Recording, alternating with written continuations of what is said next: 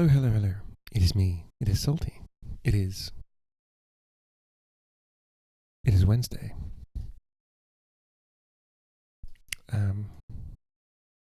Apologize for the appearance. I have not had a vertical ocean yet, but I was watching the last episode of Interview with the Vampire.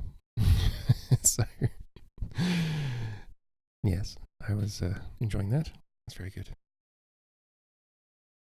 Yes, it is a good series. Yeah,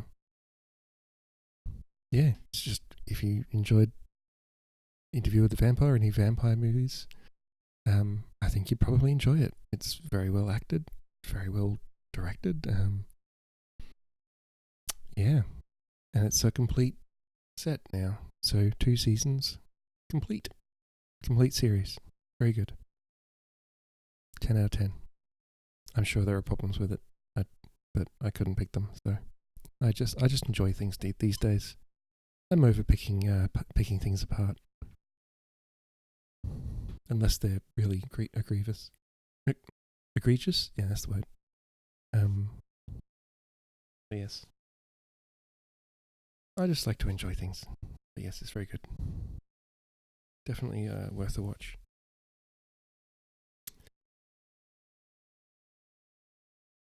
Right. Also, hello everyone. Hello, VOD watchers. I am glad you're here. I uploaded another VOD onto the YouTube, so I need to speed up the pace with that a bit because there's a lot of VODs. Like, after I've uploaded all of the VODs up to where I current, I'm going to upload maybe Shogun. Although I'm like, those VODs are so old and there's so much like, there's so much old stuff in them, and I'm just a bit hesitant. And just memories and things. I think it'll be okay. I just won't comment on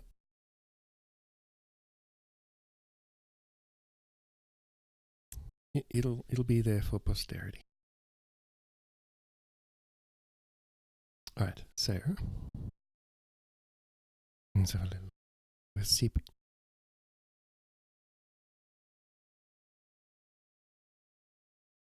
That is some hot tea. That was that's hot going down. That's very hot. Okay,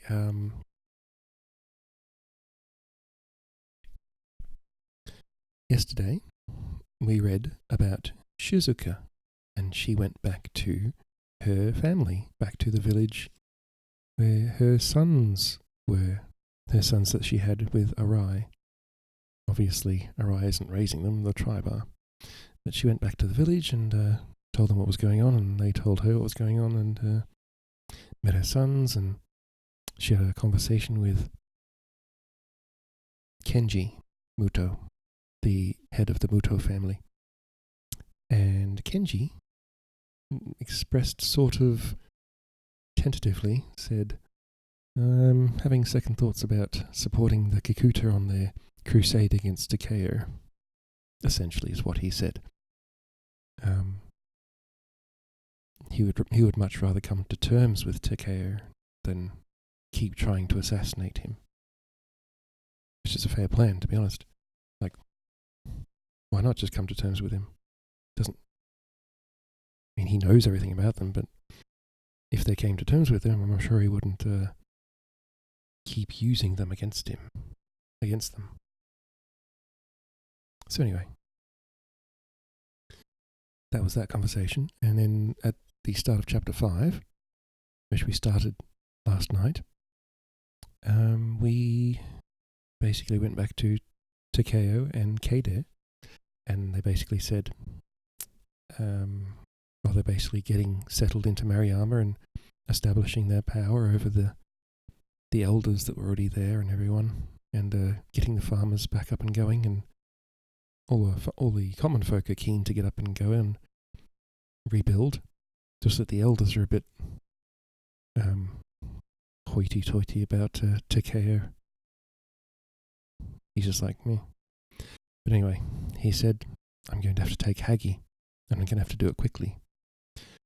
And it's pretty much impossible to take Hagi by land, but what about by sea? Then he remembered his old friend, Fumio, who he spent some time with as a kid. Well, I say as a kid, it was like a year or two ago.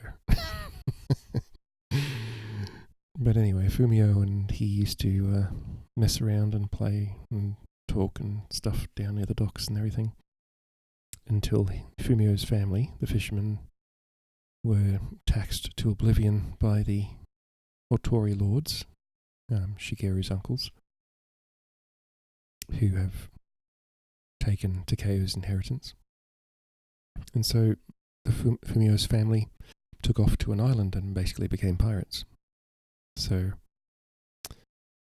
we arrive when... and Takeo set off to go see them. And Keido wanted to go with him. And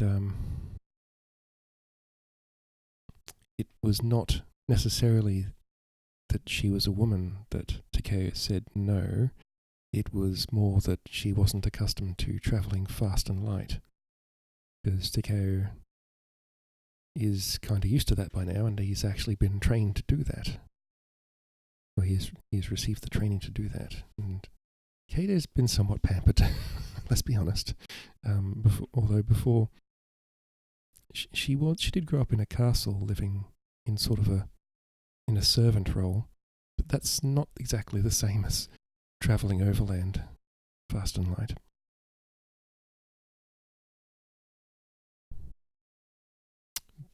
But I think she could do it. It would have been interesting though. It would have been like it would have been a character development for her to actually do that. I think that would have been good.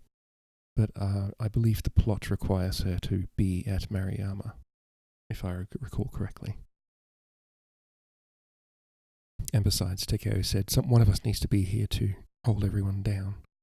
So otherwise, they just rolled into town, said, we're taking our inheritance, set everything up, and then they can't just both roll out again.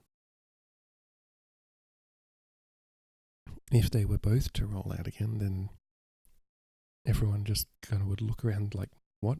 What happened? Then someone else. Because there are other contenders for the Maruyama inheritance. So, Takeo set off with Makoto and Jiro. I'm not sure if he took off with anyone else, or just those two.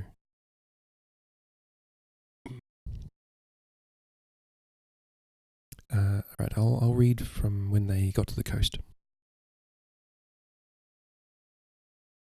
On the afternoon of the third day, we came to the coast. Pardon me. It was not as bleak as around Matsue. Indeed, on that late summer day, it looked beautiful. Several steep-sided islands rose abruptly from a tranquil sea whose colour was deep blue, almost indigo. The breeze ruffled the surface into triangular waves like knife blades. The islands seemed uninhabited, with nothing breaking the solid green of the pines and cedars that clung to them. Far in the distance, just visible in the haze, we could make out the bulky shape of Oshima, the cone of its volcano hidden in the clouds. Beyond it, out of sight, lay the city of Hagi. Actually, I'll show you a map while we're at it. What are we on? Page 137. Aha. Yep, where are we? Down. Right. Hagi is there. Oshima is there. So they're going... Oh my god, I can't do this in the camera. Okay. They're going up and around. And Mariama's down here. Down. Come on, finger. Where are we going? Down there. That's where Mariama is, down there. Mariama and Otori is there. And the old Tohan is over here. Right. So now you know roughly where we are. So they skipped a lot of story traveling.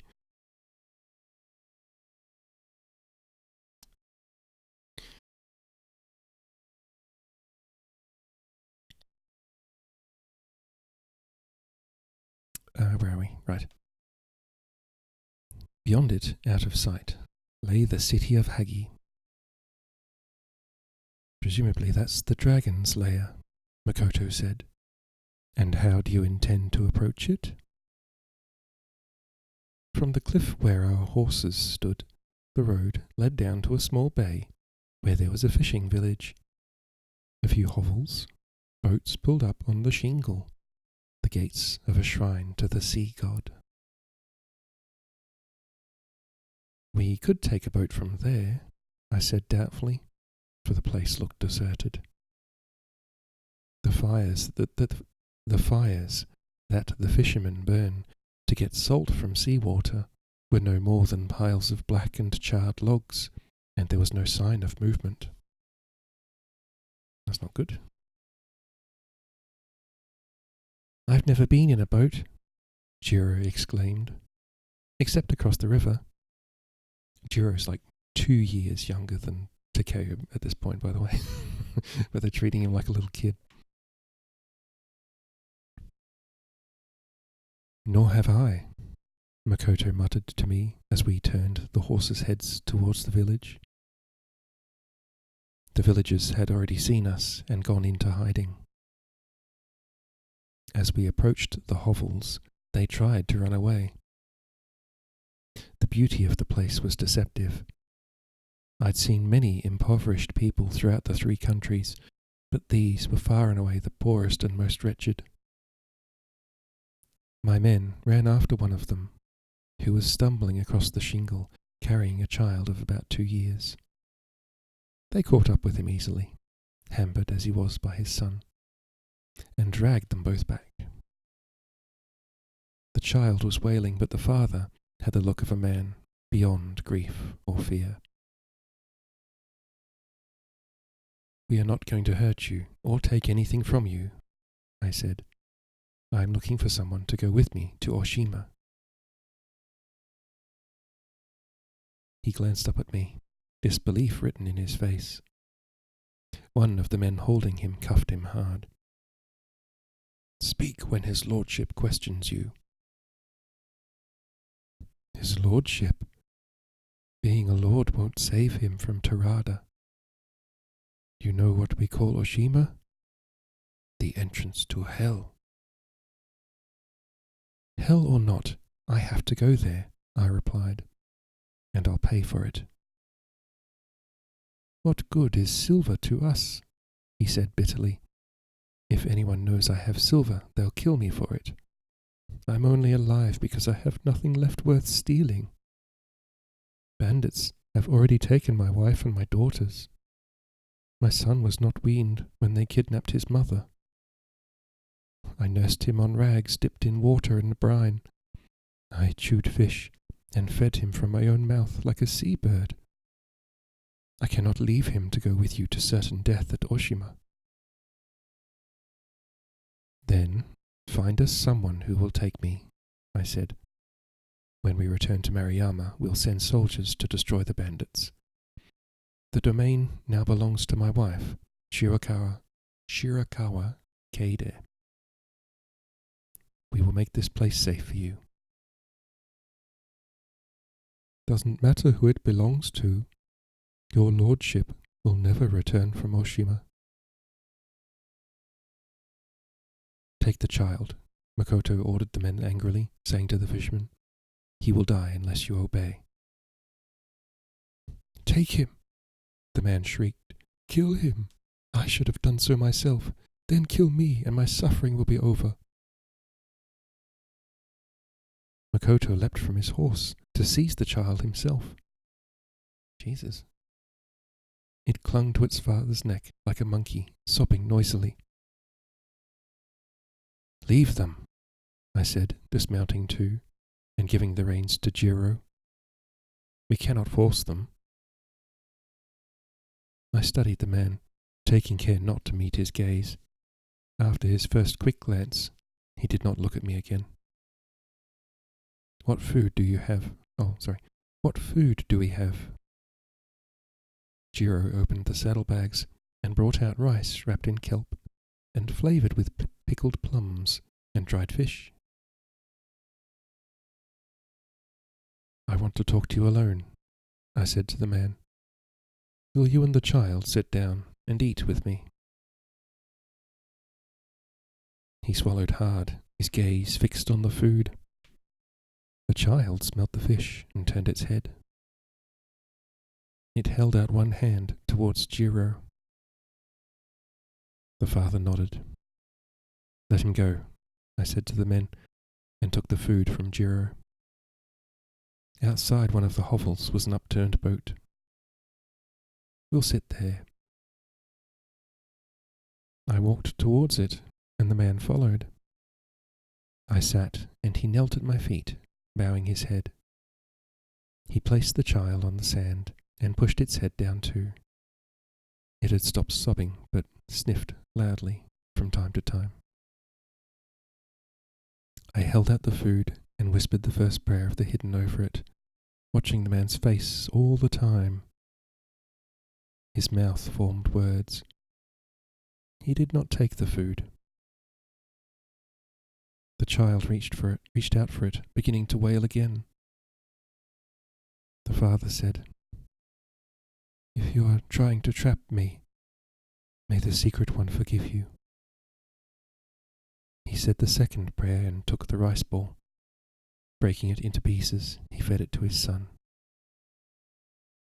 At least my child will have tasted rice before he dies.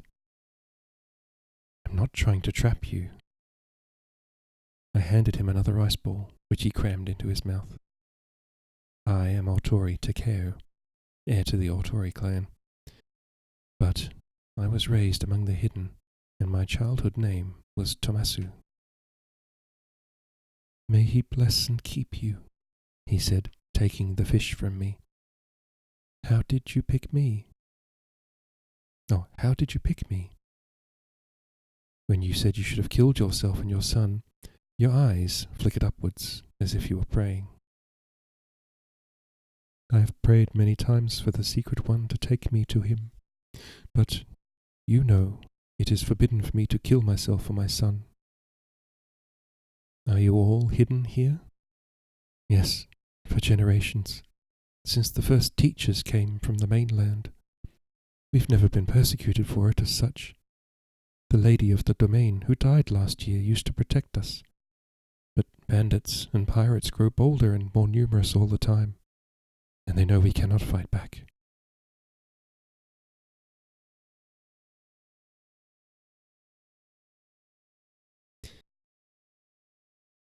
He broke off a piece of fish and gave it to the child. Holding it in his fist, the boy stared at me. His eyes were red-rimmed and sticky, his face filthy and streaked with tears. He suddenly gave me a small, wavering smile. As I told you, my wife inherited this domain from Lady Mariyama. I swear to you, we will clear it of all bandits and make it safe for you. I knew Terada's son in Hagi, and I need to speak to him. There's one man who may help you. He has no children, and I've heard he's been to Oshima. I'll try to find him. Go to the shrine. The priests ran away, so there's no one there, but you can use the buildings and leave your horses and men there. If he's willing to take you, he'll come to you tonight. It's a half-day's sailing to Oshima, and you'll need to leave on the high tide, morning or evening. I'll leave that to him. You won't regret helping us, I said. For the first time, a smile flickered across his face. Your lordship may regret it once you get to Oshima. I stood and began to walk away. I'd gone no more than 10 paces when he called to me, "Sir, Lord Otori." When I turned, he ran to me, the child toddling after him, still sucking on the fish. He said awkwardly, "You will kill, then?" "Yes," I said. "I have killed, and I will kill again, even if I am damned for it." "May he have mercy on you," he whispered. The sun was setting in a blaze of vermilion, and long shadows lay across the black shingle. Seabirds called in harsh, mournful voices like lost souls. The waves sucked and dragged at the stones with a heavy sighing. The shrine buildings were decaying, the timbers coated in lichen. Is it lichen or lichen? Lichen? I think it's lichen. Rotting away beneath the moss-covered trees, which had been twisted into grotesque shapes by the north winds of winter. Now, though, the night was windless, oppressive, and still, the sighing of the waves echoed by the shrill of cicadas and the whine of mosquitoes. We let the horses graze in the unkempt garden and drink from the ponds. These were empty of fish, which had all been eaten long since. A solitary frog croaked forlornly, and occasionally owls hooted. Jiro made a fire, burning green wood to keep the insects away, and we ate a little of the food we'd brought with us, rationing ourselves since we obviously would not find anything to eat here. I told the men to sleep first. We would wake them at midnight. I could hear their voices whispering for a while, and then their breathing became even. "If this man doesn't show up tonight, what then?" Makoto asked. "I believe he will come," I replied.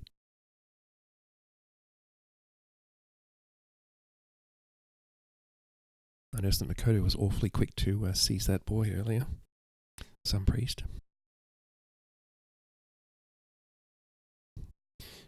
Jiro was silent by the fire, his head rolling forward as he fought sleep. "Lie down," Makoto told him, and when the boy had fallen into the sudden slumber of his age, he said quietly to me, "What did you say to tame the fisherman?" "I fed his child," I replied. "Sometimes that's enough." "It was more than that. He was listening to you as though you spoke the same language." I shrugged. "We'll see if this other fellow turns up." Makoto said, "It is the same with the outcast. He dares approach you as if he has some claim on you, and speaks to you almost as an equal. I wanted to kill him for his insolence at the river, but you listened to him, and he to you. Joanne saved my life on the road to Terayama." "You even know his name," Makoto said. "I have never known an outcast by name in my entire life." My eyes were stinging from the smoky fire. I did not reply. I had never told Makoto that I'd been born into the hidden and raised by them. I had told Keide, but no one else. It was something I'd been brought up never to speak of, and maybe the only teaching I still obeyed. "You've talked about your father," Makoto said. "I know he was of mixed tribe and Otori blood. But you never mentioned your mother. Who was she?" "She was a peasant woman from Mino. It's a tiny village in the mountains on the other side of Inuyama, almost on the borders of the 3 countries. No one's ever heard of it. Perhaps that's why I have a strong bond with outcasts and fishermen. I tried to speak lightly. I did not want to think about my mother. I had travelled so far from my life with her, and from the beliefs I had been raised in, that when I did think of her it made me uneasy. Not only had I survived when all my people had died, but I no longer believed in what they had died for. I had other goals now, other, far more pressing concerns. Was she's no longer alive? In the silent, neglected garden, the fire smoking, the sea sighing, a tension grew between us. He wanted to know my deepest secrets. I wanted to open my heart to him. Now that everyone else slept, and only we were awake in this eerie place, maybe desire also crept in. I was always aware of his love for me. It was something I had come to count on, like the loyalty of the Miyoshi brothers, like my love for Keide. Makoto was a constant in my world. I needed him. Our relationship might have changed since the night he had comforted me at Teriyama. But at this moment I remembered how lonely and vulnerable I had been after Shigeru's death, how I had felt I could tell him anything. The fire had died down so I could barely see his face, but I was aware of his eyes on me. I wondered what he suspected. It seemed so obvious to me that I thought at any moment he would come out with it himself. I said, "My mother was one of the hidden. I was brought up in their beliefs. She and all my family, as far as I know, were massacred by the Tohan. Shigeru rescued me. Joanne and this fisherman are also from the hidden. We recognize each other." He said nothing. I went on, "I'm trusting you to tell no one." Did our abbot know? He never mentioned it to me, but Shigeru may have told him. Anyway, I am no longer a believer. I've broken all the commandments, particularly the commandment not to kill. Of course I will never repeat it. It would do you irreparable harm among the warrior class. Most of them thought Aida was justified in his persecution of them, and not a few emulated him. It explains many things about you that I did not understand. You, as a warrior and a monk, a follower of the Enlightened One, must hate the hidden. Not hate, so much as feel baffled by their mysterious beliefs. I know so little about them. And what I do know is probably distorted. Maybe one day we'll discuss it when we are at peace. I heard in his voice an effort to be rational, not to hurt me. The main thing I learned from my mother was compassion, I said. Compassion and an aversion to cruelty. But my teaching since then has all been to eradicate compassion and reinforce ruthlessness.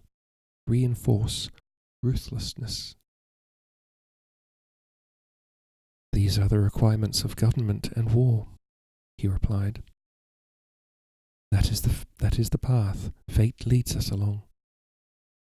At the temple, we are also taught not to kill, but only saints at the end of their active life can aspire to that. To fight, to defend yourself, to avenge your lord, or to bring justice and peace is no sin. So Shigeru taught me. There was a moment of silence when I thought he would reach out to me. To be honest, I would not have recoiled. I felt a sudden longing to lie down and be held by someone. I might even have made the slightest of movements towards him. But he was the one who withdrew. Getting to his feet, he said, "Get some sleep. I'll watch for a while and wake the men shortly."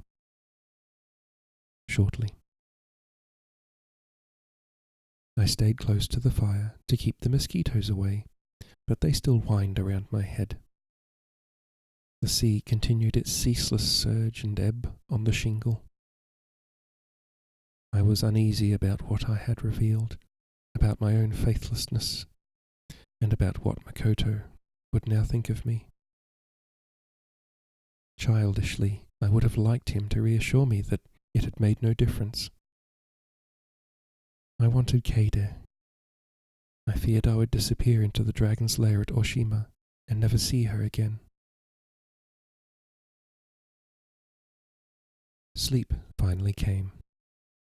For the first time since my mother's death, I dreamed vividly of her. She stood in front of me, outside our house in Mino. I could smell food cooking and heard the chink of the axe as my stepfather cut firewood. In the dream I felt a rush of joy and relief that they were all still alive.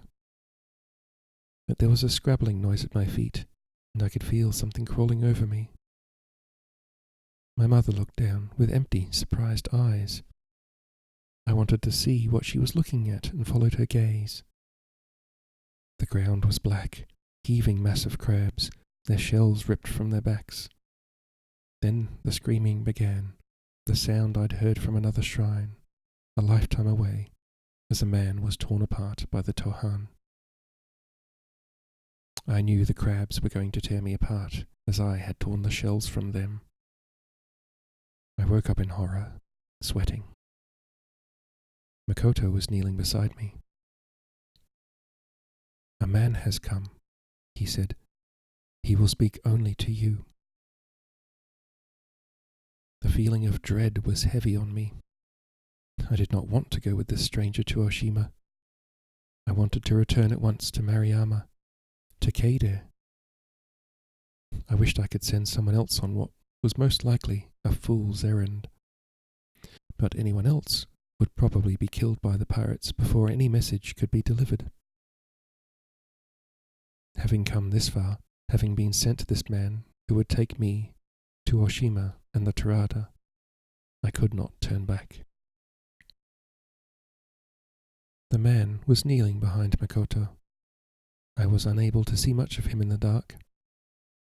He apologized for not coming earlier, but the tide was not right until the second half of the hour of the ox, and with the moon nearly full, he thought I would prefer to go at night rather than wait for the afternoon tide. He seemed younger than the fisherman who'd sent him to me, and his speech was more refined and better educated, making him hard to place. Makoto wanted to send at least one of the men with me, but my guide refused to take anyone else, saying his boat was too small. I offered to give him the silver before we left, but he laughed and said there was no point handing it over to the pirates so easily. He would take it when we returned, and if we did not return, someone else would come for it. "If Lord Otori does not return, there will be no payment but the blade," Makoto said grimly. "But if I die, my dependents deserve some compensation," he returned. "These are my conditions." I agreed to them, overriding Makoto's misgivings. I wanted to get moving, to shake off the dread left by the dream. My horse, Shun, whinnied to me as I left with the man. I'd charged Makoto to look after him with his life.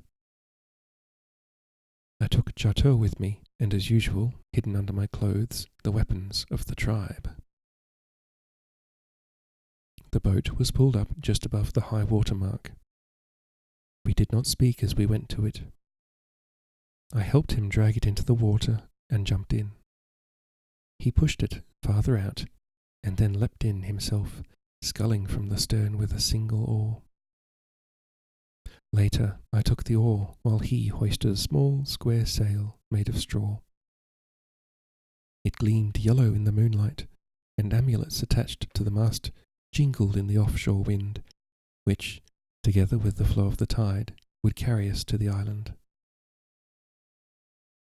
It was a brilliant night, the moon almost full, throwing a silver track across the unruffled sea. The boat sang its song of wind and wave, the same song I remembered from the boats I'd been in with Fumio in Hagi. Something of the freedom and the illicit excitement of those nights came back to me now, dispelling the net of dread that the dream had caught me in. Now I could see the young man standing at the end of the boat quite clearly. His features looked vaguely familiar, yet I did not think we had ever met before. "What's your name?" "Ryoma, sir." "No other name?" He shook his head, and I thought he was not going to say any more. Well, he was taking me to Oshima. He did not have to talk to me as well. I yawned and pulled my robe closer around me. I thought I might as well sleep for a while. Ryoma said, "If I had another name, it would be the same as yours." My eyes snapped open, and my hand went to Jato, for my first thought was that he meant Kikuta, that he was another of their assassins. But he did not move from the stern of the boat, and went on calmly but with a trace of bitterness. "By rights, I should be able to call myself Otori, but I have never been recognized by my father." His story was a common one. His mother had been a maid at Hagi Castle 20 years or so earlier. She had attracted the attention of the youngest Otori lord, Masahiro. When her pregnancy had been discovered, he claimed she was a prostitute and the child could be anyone's. Her family had no alternative but to sell her into prostitution. She became what she had been called and lost all chance of her son ever being recognized. Masahiro had plenty of legitimate sons and had no interest in any others. "Yet people say I resemble him," he said. By now the stars had faded and the sky had paled. Day was breaking with a fiery sunrise as red as the previous night's sunset. I realized, now that I could see him properly, why he'd looked familiar. He had the Otori stamp on his features just as I did, marred like his father's by a slightly receding chin and cowed eyes. "There is a likeness," I said. "So we are cousins." I did not tell Ryoma, but I recalled all too clearly Masahiro's voice when I overheard him say, "If we were to adopt all our illegitimate children, ... His son intrigued me. He was what I would have been but for the slightest divergences in our paths. I had been claimed by both sides of my ancestry, he by neither. "And look at us," he said. "You are Lord Otori Takeo, adopted by Shigeru and rightful heir to the domain. And I am not much better than an outcast." "You know something of my history, then?" "My mother knows everything about the Otori," he said with a laugh. "Besides, you must know your own fame." His manner was strange, ingratiating and familiar at the same time. I imagine his mother had spoiled him, bringing him up with unrealistic expectations and false ideas about his status, telling him stories about his relatives, the Otori lords, leaving him proud and dissatisfied, ill-equipped to deal with the reality of his life. Is that why you agreed to help me? Partly. I wanted to meet you. I've worked for the Tirada. I've been to Oshima many times. People call it the entrance to hell, but I've been there and survived. His voice sounded almost boastful, but when he spoke again, it was with a note of pleading. I hoped you might help me in return. He glanced at me. Are you going to attack Hagi?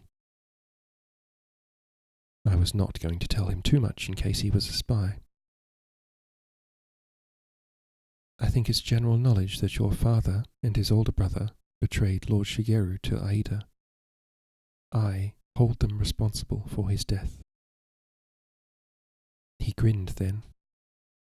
That's what I hoped. I have a score to settle with them too. With your own father? I hate him more than I would have thought it possible to hate any man. To hate any man, he replied. The Tirada hate the Otori too. If you move against them, you may find allies at Oshima. This cousin of mine was no fool. He knew very well what my errand was. I'm in your debt for taking me there, I said. I've incurred many debts in seeking to avenge Shigeru's death fully, and when I hold Hagi, I'll repay them all. Give me my name, he said. That's all I want. As we approached the island, he told me how he went there from time to time, taking messages and snippets of information about expeditions to the mainland, or shipments of silver, silk, and other precious goods between the coastal towns. The Tirada can do no more than irritate the Otori, he said, but between you, maybe you can destroy them. I neither agreed nor disagreed with him, but tried to change the subject, asking him about the fisherman and how he came to know him. If you mean, do I believe this nonsense he does, the answer is no, he said. He caught my look and laughed. But my mother does. It's quite widespread among prostitutes. Perhaps it consoles them for their wretched lives. And besides, they should know if anyone does that. They should know if anyone does, that all men are the same under their trappings. I don't believe in any God or any life beyond this one. No one's punished after death. That's why I want to see them punished now. The sun had burned off the mist, and the island's cone shape was now clearly visible, looming up out of the ocean, smoke rising from it. The waves broke white against the grey-black cliffs. The wind had strengthened and drove us skimming over the swell. The tidal race past the island quickened. I felt my stomach heave as we sped down the face of a huge green billow and up the other side. I stared upwards towards the craggy island and took a couple of deep breaths. I did not want to be seasick when I faced the pirates.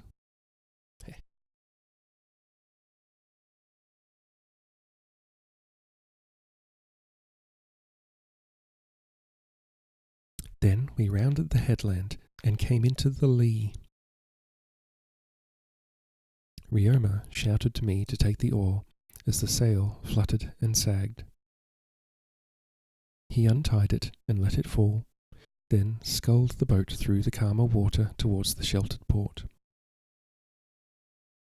It was a natural deep-water harbour with stone walls and breakwaters constructed around it.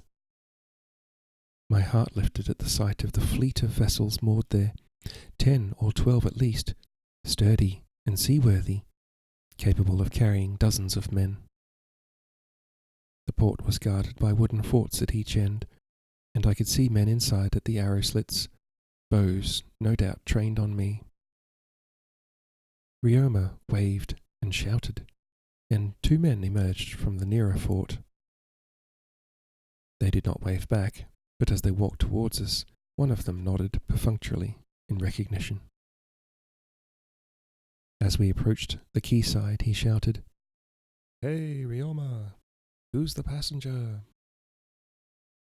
"Lord Otori Takeo," Ryoma called back importantly. "Is that so? Your brother, is he? Another of your mother's mistakes?" Ryoma took the boat up to the wharf skillfully enough and held it steady while I disembarked. "Hello, Pixie. Hope you're having a nice morning." The 2 men were still chuckling. I did not want to start a brawl, but I was not going to let them insult me and get away with it. "I am Otori Takeo," I said. "No one's mistake. I am here to speak with Terada Fumio and his father." "And we're here to keep people like you away from them," said the larger guard. His hair was long, his beard as thick as a northerner's, his face scarred. He waved his sword in my face and grinned. It was all too easy. His arrogance and stupidity made him immediately vulnerable to the Kikuta sleep. I held his gaze. His mouth dropped open, and his grin turned into a gasp of astonishment as his eyes rolled back and his knees buckled. He was a heavy man, and he went down heavily, striking his head on the stones. The other slashed out at me at once with his sword, but it was exactly the move I had expected, and I'd already split myself and drawn Jato. As his sword went uselessly through my image, I struck it, twisted it, and sent it flying out of his hand. "Please tell Terada I am here," I said. Ryoma had fastened the boat and was on the quayside. He picked up the man's sword. "This is Lord Otori, you idiot. The one all the stories about. You're lucky he didn't. One all the stories are about. You're lucky he didn't strike you dead on the spot." Other men had come running from the fort. They all now dropped to their knees. "Forgive me, Lord.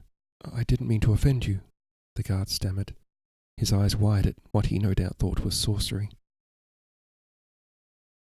"Luckily for you, I'm in a good mood," I said. "But you insulted my cousin. I think you should apologize to him."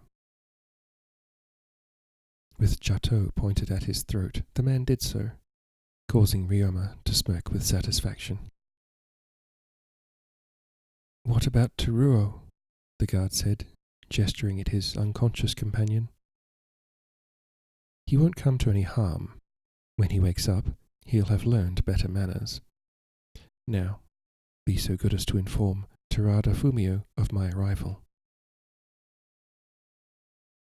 2 of them hurried away, while the rest returned to the fort.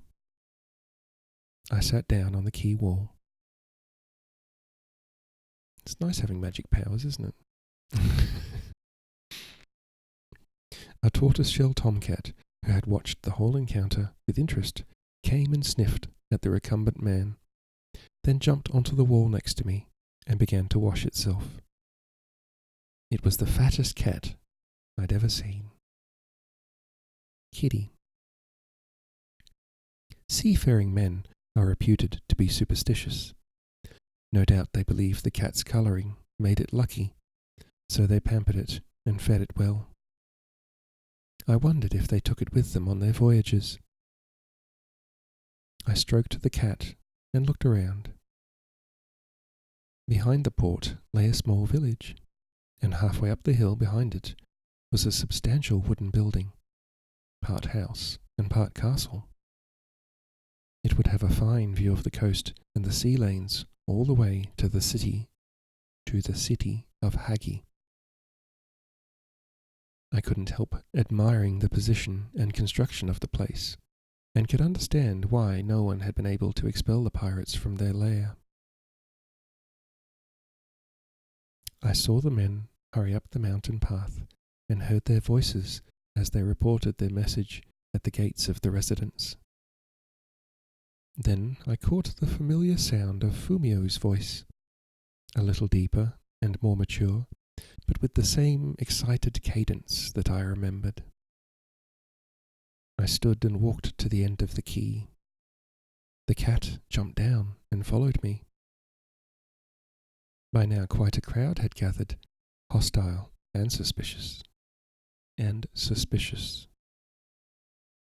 I kept my hand near my sword and hoped the cat's presence would reassure them. They stood watching me curiously, most of them as tense as I was, while Ryoma kept them informed of my identity. "This is Lord Otori Takeo, Lord Shigeru's son and heir, who killed Aida." Every now and then he added, almost to himself, "He called me cousin." Fumio came running down the hill. I had been worried about my reception, but it was as warm as I could have hoped. We embraced like brothers. He looked older, had grown a moustache, and had filled out through the shoulders. In fact, he seemed as well fed as the cat, but his mobile face and lively eyes were unchanged. "You came alone?" he asked, standing back and studying me. "This man brought me." I indicated Ryoma, who had dropped to the ground at Fumio's approach. Whatever his pretensions, he knew where the real power lay. "I cannot stay long. I hope he will take me back again tonight." "Wait here for Lord Otori," Fumio told him, and then, as we began to walk away, he called offhandedly to the guards, "Give him something to eat." "And don't tease him," I wanted to add, but was afraid of shaming him more. I hoped they would treat him better now, but doubted it. He was the sort that invited ridicule, doomed always to be a victim. "I imagine you've come for a purpose," Fumio said, striding up the hill. He'd lost none of his energy and stamina. "We'll bathe and eat, then I'll take you to my father." No matter how urgent my mission, the lure of hot water was more pressing. The fortified house had been built around a string of pools where water bubbled from the rocks. Even without its violent inhabitants, Oshima, the entrance to hell, would have been a ferocious place. The volcano smoked above us, the air smelled of sulphur, and steam rose from the surface of the pools, where boulders loomed like the petrified dead. We undressed and slid into the scalding water. I've never been in hotter. I thought my skin would be stripped from me. After the first agonizing moment, the sensation was indescribable. It washed away the days of riding and sleeping rough, the nighttime boat trip. I knew I should be on my guard. A boyhood friendship was not much of a basis for trust, but at that moment anyone could have assassinated me, and I probably would have died happy. Fumio said, "We've had news of you from time to time. You've been busy since we last met." I was very sorry to hear of Lord Shigeru's death. It was a terrible loss, not only for me, but for the clan. I am still pursuing his murderers.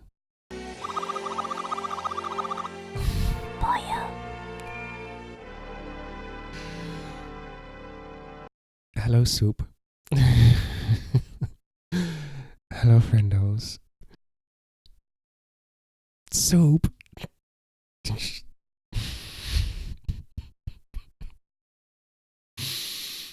Oh my goodness. Thank you for dropping in and bringing all your friendos. Well, that yep. I wasn't expecting that. That is a lot of people. Hello everyone. I'm Salty Chimkin, and I'm reading. Yes, I really need to get myself an introduction video. Welcome on in, Soup. I hope your stream was nice. I'll probably check out the VOD later.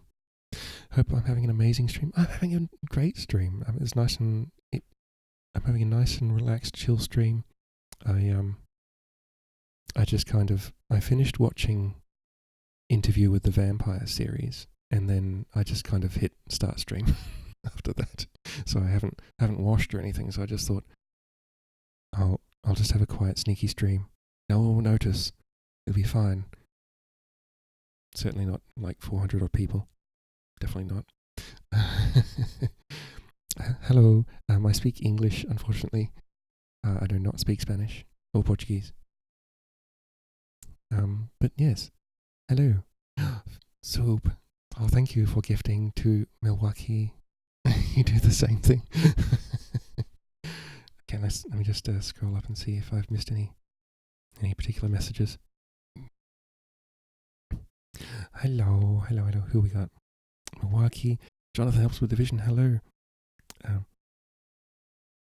Hermo. I'm going to call you Hermo. Aussie Steph. Hello, Aussie Steph. So Rough. Hello. Ivanu. Hello. And yeah, I think that's everyone. Mr. Shonen, hi. Yes. So, oh, yes, I probably should tell you what I'm reading. I'm reading the third book of the Tales of the Otori. It is called Brilliance of the Moon. Oh, it's in the corner. That is why I put that graphic in the corner. So you know what the title of the book is. Because, yeah, that's the cover. Isn't that a nice cover? It's the sort of cover that you'd see in the bookstore and be like, I want to buy that book. I don't care what it's about. I just want to buy it. You are my most favorite creation. Soup, you have a founder badge, yes. It is a sick cover, and all three books have that same style of cover, so they look really nice on a bookshelf. Sweet katana, thank you. It is a sweet katana. It's very nice. I'll give you another quick look. There you go. See, and that's I'm assuming is the face of Takeo, the protagonist of the book. And on the back is, I'm assuming, is his wife Kade. Yes, this book is written like a sort of memoir, from the point of view of a man called Takeo, who is basically attempting to, I suppose, get his inheritance. He's the heir to the Otori domain, but his great uncles have basically taken over the domain. That's the short version. I've started uploading VODs to YouTube, so if you want to start from the beginning of the story, you're on YouTube. How does your throat not get sore reading out loud for ages? It does. That's why I only go for like 2 hours. So I've been going for an hour. I'll probably go for another hour, and then that'll be it.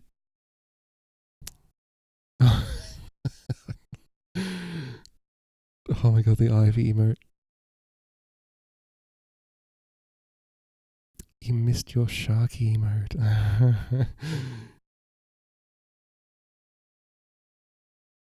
Oh my goodness. Yes.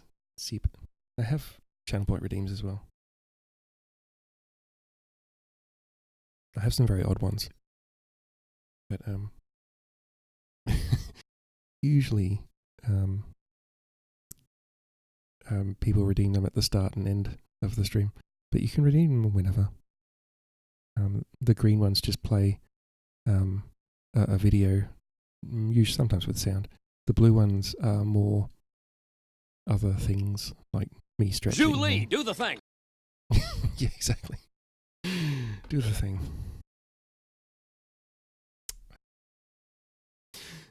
Soon. Yeah, soon is 10 points because anyone can redeem it at any time, and all it does is put up a little graphic of the polar bear.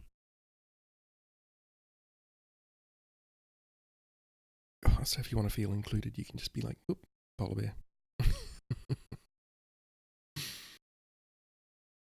Oh my goodness. Right. So, basically, the city of Hagi, which you spy Bermondine, Bowman's lurking.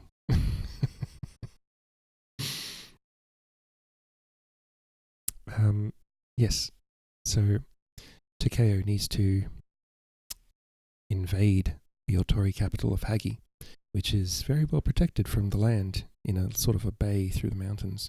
But by sea, it's more vulnerable. So he's gone to see the pirates that the Otori lords made enemies of and basically taxed them out of their homes. So he's gone to see them. And also one of his childhood friends happens to be one of the family. So they're relaxing in the volcanic waters, having a hot bath, volcanic springs, and talking. So yes, I don't expect everyone to know the story. And it's extremely difficult for me to summarize like 2.5 books. But yeah, just, welcome in everyone and just have a relax. You said uploading vids to YouTube? Yes, I did. It is just at Salty Chimkin, my YouTube.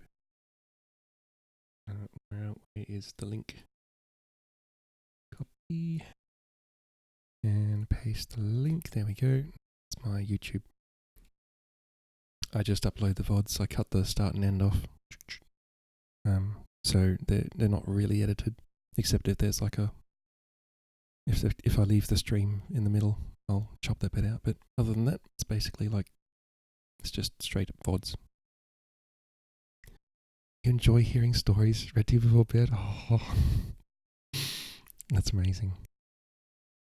Well, I'm glad you stopped by then. Alright, so what were we doing? Hello. I love that emoji. Hello.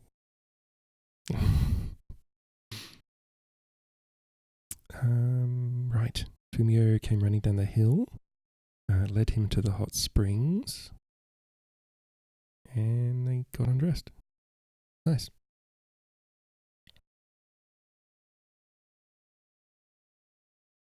Yeah, okay. We undressed and slid into the scalding water. I've never been in hotter. I thought my skin would be stripped from me. After the first agonizing moment, the sensation was indescribable. It washed away the days of riding and sleeping rough, the nighttime boat trip. I knew I should be on my guard. A boyhood friendship was not much of a basis for trust, but at that moment anyone could have assassinated me, and I probably would have died happy. Fumio said, "We've had news of you from time to time. You've been busy since we last met. I was very sorry to hear of Lord Shigeru's death. It was a terrible loss, not only for me, but for the clan. I am still pursuing his murderers." "Aida is dead, though." "Yes, Aida has paid for it, but it was the Otori lords who planned Shigeru's death and who betrayed him to Aida." "You intend to punish them?" "You can count on the Tirada if you do." I told him briefly about my marriage to Keide, our journey to Maruyama, and the forces under our command. "But I must return to Hagi and take up my inheritance there. The Otori lords will not give it to me peacefully, so I'll take it from them by force. And I prefer it that way, for then I will destroy them too."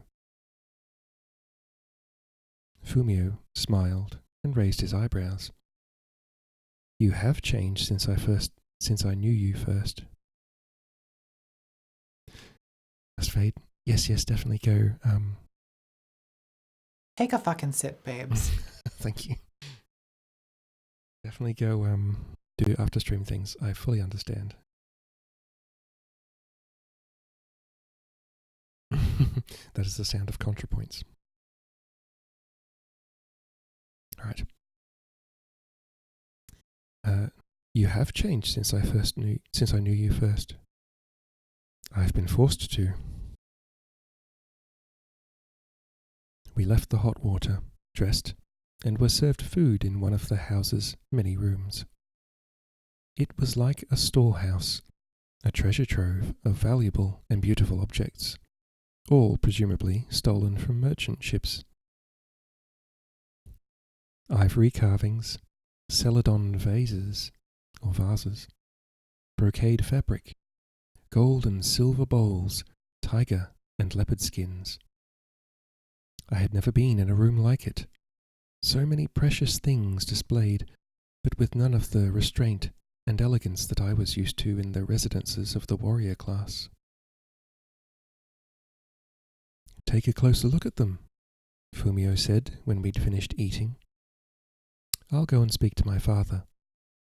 If there's anything that appeals to you, take it. My father acquires them, but they mean nothing to him.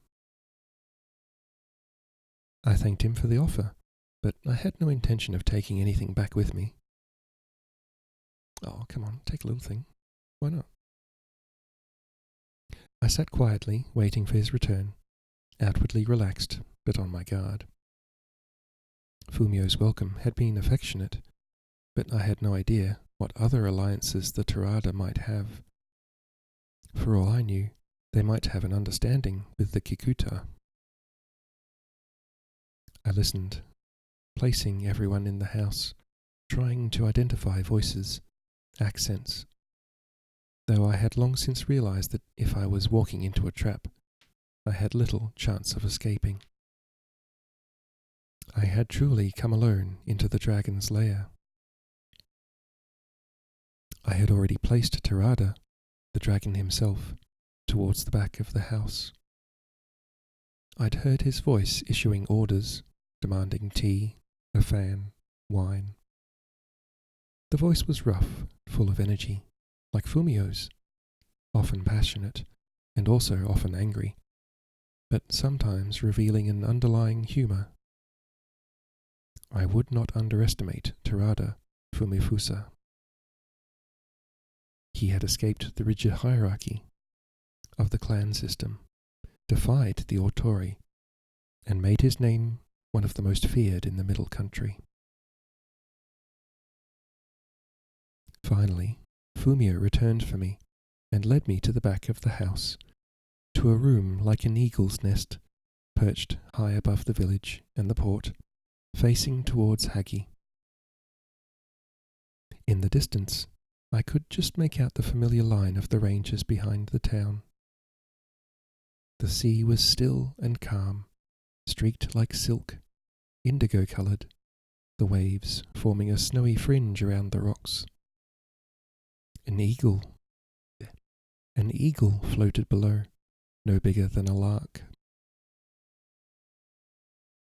I had never been in a room like it. Even the top floor of the tallest castle was not this high or this open to the elements. I wondered what happened when the autumn typhoons came racing up the coast. The building was sheltered by the curve of the island. To construct something like this spoke of an immense pride, as great as any warlord's. Tirada sat on a tiger skin facing the opened windows. Next to him, on a low table, were maps and charts, what looked like records of shipping, and a tube not unlike a bamboo flute. A scribe knelt at one end of the table, ink stone in front of him, brush in hand. I bowed low to Tirada and spoke my name and parentage. He returned the bow, which was courteous, for if anyone held power in this place, it was undoubtedly he. I have heard a lot about you from my son, he said. "You are welcome here." He gestured to me to come and sit at his side. As I moved forward, the scribe touched his head to the ground and stayed there. "I hear you dropped one of my men without laying a finger on him. How did you do it?" "He used to do it to dogs when we were boys," Fumio put in, sitting cross-legged on the floor. "I have some talents like that," I said. I did not want to hurt him. "Tribe talents?" Terada demanded. I had no doubt he'd made use of them himself and knew perfectly well what they might be. I inclined my head slightly. His eyes narrowed and his lips pouted. "Show me what you can do." He reached out and whacked the scribe on the head with his fan. "Do it to this man." "Forgive me," I said. "Whatever small talents I have are not to be demonstrated as tricks." He grunted, staring at me. "You mean you won't perform on demand?" Lord Terada has put it exactly. There was a moment's uneasy silence. Then he chuckled. "Fumio warned me I wouldn't be able to boss you around. You inherited more than the Autori look. You have their pig-headedness too. Well, I have not much use for magic, unless it's the sort that anyone can wield." He picked up the tube and placed its end against one eye, closing the other. "This is my magic," he said, and handed the tube to me. "What do you think of this?" "Put it to your eye," Fumio said, grinning. I held it gingerly, trying to sniff it unobtrusively in case it was poisoned. Fumio laughed. "It's safe." I squinted through the tube and couldn't help gasping. The distant mountains, the town of Hagi, seemed to have leapt towards me. I took the tube away from my eye, and they were back where they were before, hazy and indistinct.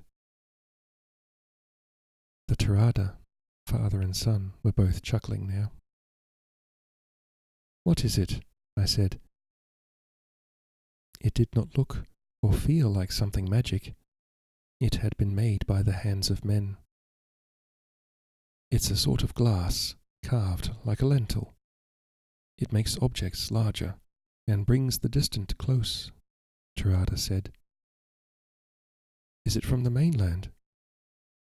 "We took it from a mainland ship, and they have long had similar inventions there, but I believe this one was made in a distant country by the barbarians of the south."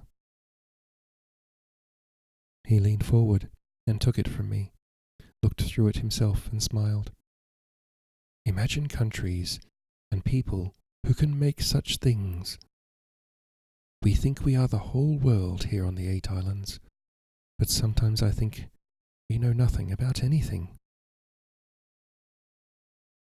Men bring reports of weapons that kill from a huge distance with lead and fire," Fumio said.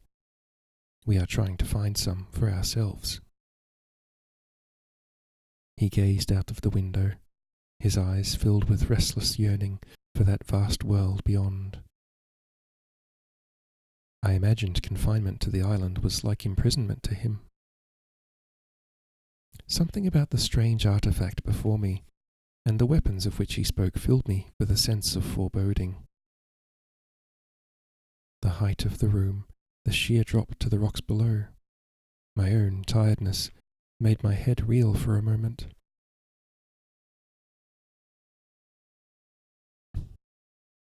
I tried to breathe deeply, calmly, but I could feel cold sweat break out on my forehead and prickle my armpits.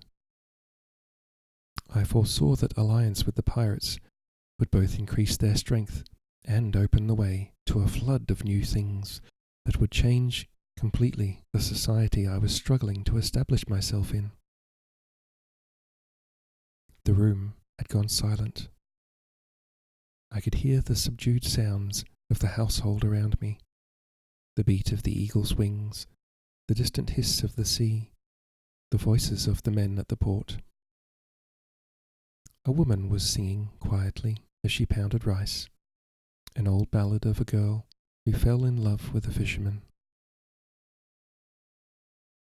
The air seemed to shimmer like the sea below, as though a veil of silk had been slowly withdrawn from the face of reality. Many months ago, Kenji had told me that once all men had the skills that now only the tribe retained, and among them only a handful of individuals like myself. Soon we would vanish too, and our skills would be forgotten, overtaken by the technical magic that the Tirada so desired. I thought of my own role in eradicating those skills, thought of the tribe members I'd already destroyed, and felt a searing pang of regret. Yet, I knew I was going to make a pact with the Tirada. I would not recoil now.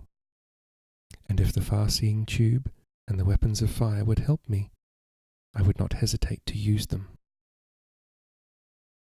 The room steadied. My blood flowed again.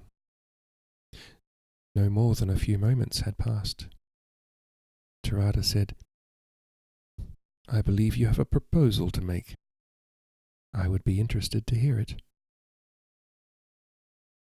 I told him I thought Hagi could only be taken from the sea. From the sea.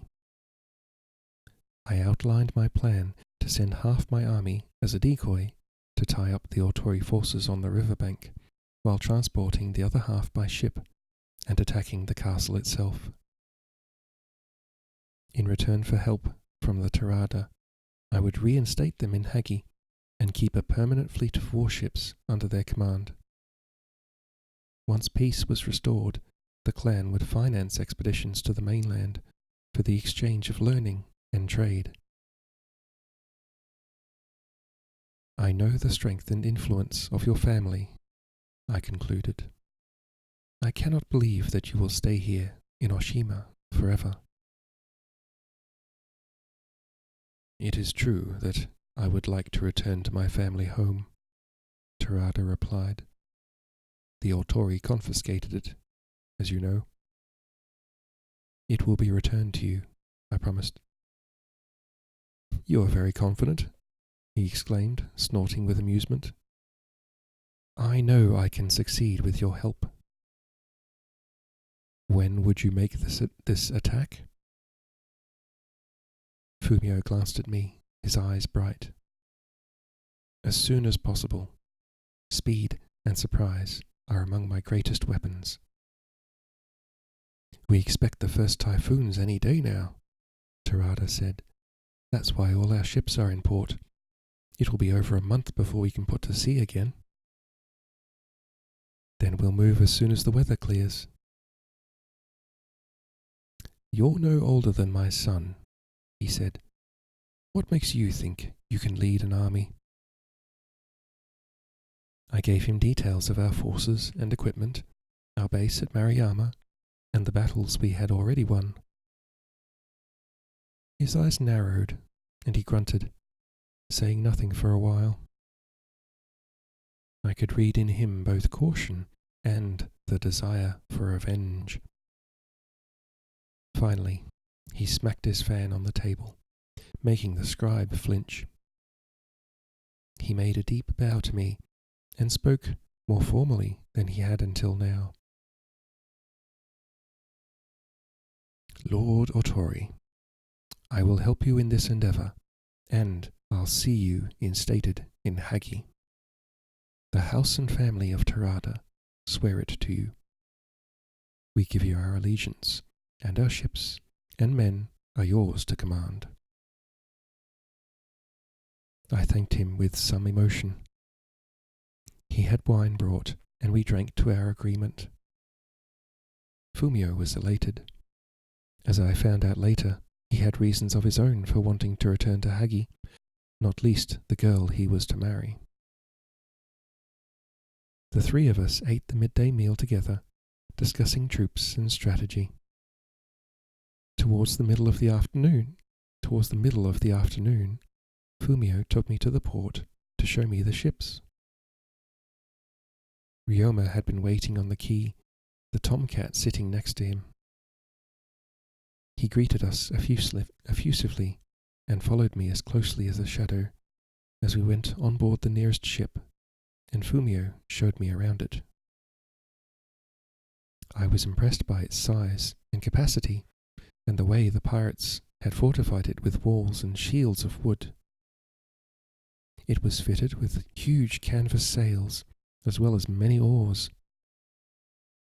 The plan that had been a vague idea in my head suddenly became real. We arranged that Fumio would send word to Ryoma as soon as the weather was favourable. I would begin moving my men north at the next full moon. The boats would come for us at the shrine, Kate Jinja. Yep. And would bring us to Oshima. We would make the assault on the city and the castle from there. Exploring Hagi at night. It'll be just like old times, Fumio said, grinning. I can't thank you enough. You must have pleaded my cause with your father. There was no need. He could see all the advantages of an alliance with you, and he recognizes you as the rightful heir to the clan. But I don't think he would have agreed if you had not come in person alone. He was impressed. He likes boldness. I had known I must come in that fashion, but the knowledge weighed on me. So much to achieve, only I to achieve it, only I to hold together my patchy alliance. Fumio wanted me to stay longer, but I was now more eager than ever to get back to Maruyama, to start preparations, to forestall at all costs an attack by Arai. Besides, I did not trust the weather. The air was unnaturally still, and the sky had clouded over with a solid leaden colour, black tinged on the horizon.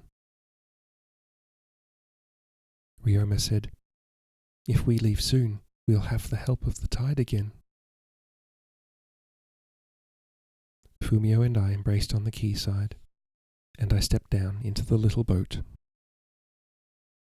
We waved farewell and cast off, letting the tide carry us away from the island. Ryoma kept gazing anxiously at the leaden sky, and with reason, for we were barely half a mile from Oshima when the wind began to pick up. Within a few moments it was blowing hard, driving a stinging rain into our faces. We could make no headway against it with the oar, and as soon as we tried to put the sail up, it was ripped from our hands. Ryoma shouted, "We'll have to turn back." I could not argue, though my spirits sank in despair at the thought of further delay. He managed to turn the fragile boat with the oar. The swell was getting heavier with every minute, great green waves that loomed above us and flung us upwards, only to drop us as if into a chasm. We must both have gone as green as the waves, and on the fourth or fifth drop we both vomited at the same time. The slight acrid smell seemed painfully feeble against the huge backdrop of wind and water. The gale was blowing us towards the port, and we both struggled with the oar to guide the boat into the entrance. I did not think we would make it. I thought the force of the storm would drive us out into the open sea, but the sudden shelter in the lee of the land gave us a moment's grace to steer behind the breakwater. But even here we were not out of danger. The water inside the harbour was being churned like a boiling vat. Our boat was driven towards the wall, sucked back, and then thrown against it with a sickening smack. It tipped over. I found myself struggling underwater, saw the surface above me, and tried to swim upwards to it. Ryoma was a few feet from me. I saw his face, mouth open as if he were calling for help. I caught hold of his clothes and dragged him up. We surfaced together. He took a great gasp of air and began to panic, flailing his arms and then grabbing me and almost strangling me. His weight took me underwater again. I could not free myself. I knew I could hold my breath for a long time, but sooner or later, even I, with all my tribe skills, had to breathe air.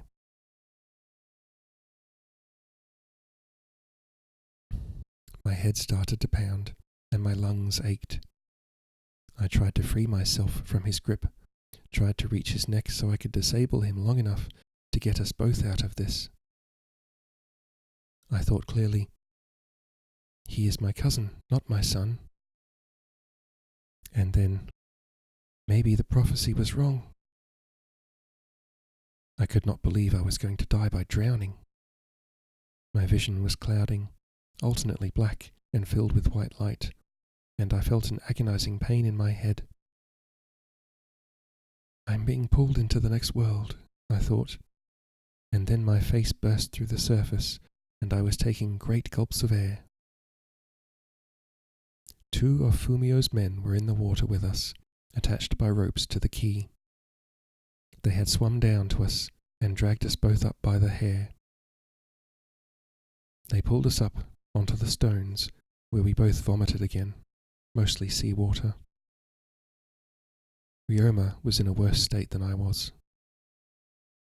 Like many sailors and fishermen, he did not know how to swim, and had a terrible fear of drowning. The rain was lashing down by now, and completely obliterating the distant shore. The pirates' boats grunted and groaned as they were rocked together. Fumio was kneeling beside me. If you can walk now, we'll get inside before the worst of the storm. I got to my feet. My throat ached and my eyes stung, but I was otherwise unhurt. I still had Chateau in my belt, and my other weapons. There was nothing I could do against the weather, but I was filled with anger and anxiety. How long will it last? I don't think it's a real typhoon, probably just a local storm. It could blow itself out by morning. Fumio was too optimistic. The storm blew for 3 days, and for 2 more, the seas were too heavy for Ryoma's little boat.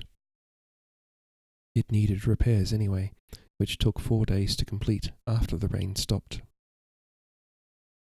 Fumio wanted to send me back in one of the pirates' ships, but I did not want to be seen in it or with them, fearing to reveal my strategy to spies.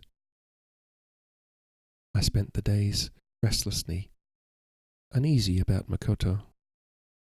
Would he wait for me? Would he return to Maruyama? Would he abandon me altogether? Now that he knew I was one of the hidden, and go back to Teriyama? And even more anxious about Keide. I had not meant to stay away from her for so long. Fumio and I had the opportunity to have many conversations about ships and navigation, fighting at sea, arming sailors and so on.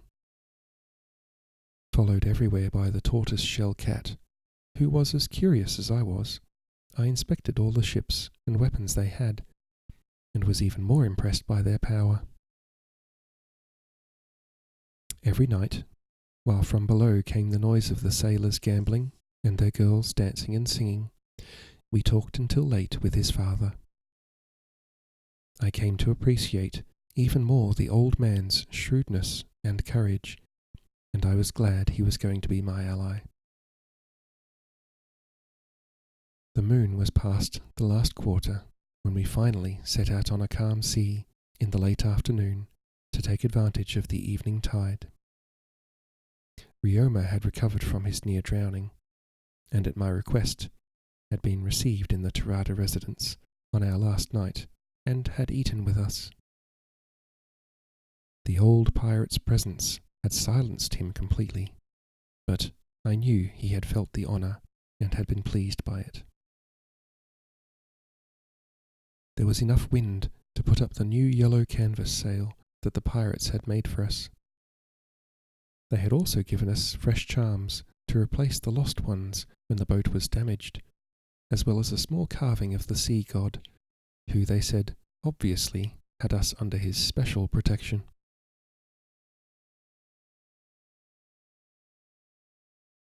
The charms sang in the wind, and as we sped past the southern side of the island, there was a distant rumble, like an echo, and a small gust of black smoke and ash rushed upwards from the crater.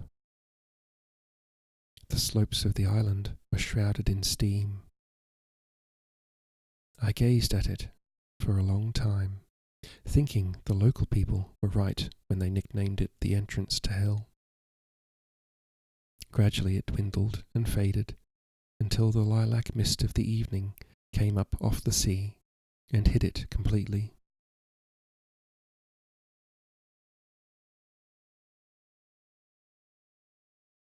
Hello, Zelda. Hope you're having a nice evening.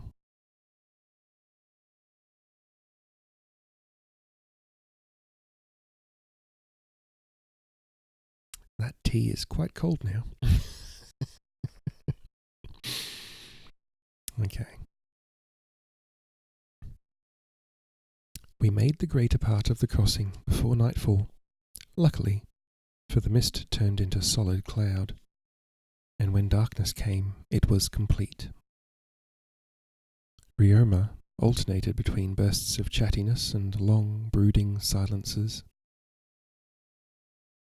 I could do little more than trust him and take turns with him at the oar.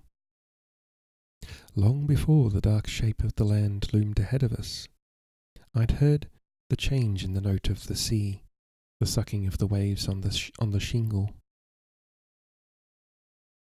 We came ashore at the exact spot we had disembarked from, and Jiro was waiting on the beach next to a small fire.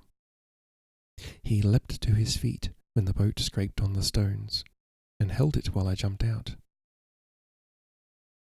Lord Otori! We'd given up hope. Makoto was about to return to Maruyama to report you missing. We were delayed by the storm. I was filled with relief that they were still here, that they had not deserted me. Ryoma was exhausted, but he did not want to leave the boat, nor would he rest till daylight. I guessed, despite his earlier boasting, he was afraid. He wanted to return to his home in the dark without anyone knowing where he'd been. I sent Jiro back to the shrine to fetch the silver we had promised him, and whatever food we could spare. When we returned, we would have to secure the coastline before we embarked, which would mean clearing it of bandits. I told Ryoma to expect us as soon as the weather settled. He had become awkward again. I felt he wanted assurances and promises from me that I was not able to give. I thought I had disappointed him in some way. Perhaps he'd expected me to recognize him legally on the spot and take him with me to Maruyama. But I did not want to saddle myself with another dependent. On the other hand, I could not afford to antagonize him. I was relying on him as a messenger, and I needed his silence. I tried to impress on him the necessity of utter secrecy, and hinted that his future status would depend on it. He swore he would tell no one, and took the money and the food from Jiro with expressions of profound gratitude. I thanked him warmly, I was truly grateful to him, but I couldn't help feeling that an ordinary fisherman would have been easier to deal with and more trustworthy. Makoto, deeply relieved at my safe return, had accompanied Jiro back down the beach, and as we walked to the shrine, I told him of the success of my journey, listening all the while to the faint splash of the oar as Ryoma rode away in the darkness. End of chapter 5.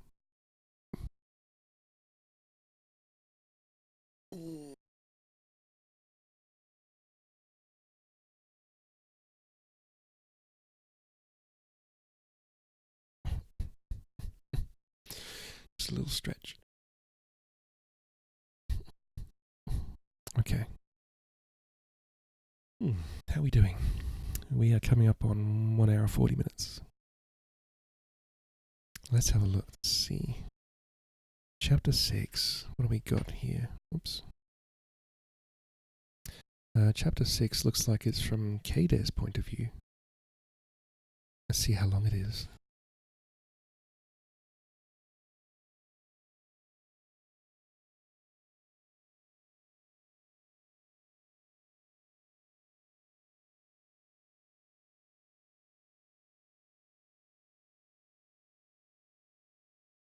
It's long. It is a long. Okay, that's a long chapter. Long. Right. Okay. I think I'll have to leave that for next stream.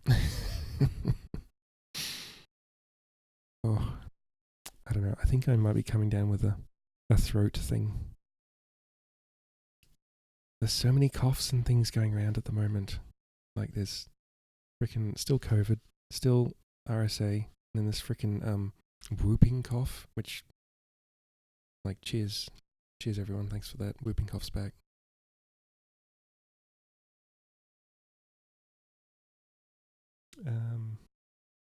Let's see who is online, shall we? We have, oh my god, Salty Grapes is online. We also have Loaf. We also have Acid, who's playing Disney Dreamlight. Okay, so we got, I'm thinking either Salty Grapes, Acid, or Loaf. What's Acid doing? Is Acid being cozy? I think Acid's being cozy. Okay, so probably gonna raid Acid because we like cozy time and we like cozy Acid. That sounded weird. Okay. First up, just like to thank everyone for popping by, and I'd like to thank Soup for popping in with like a lot of people. And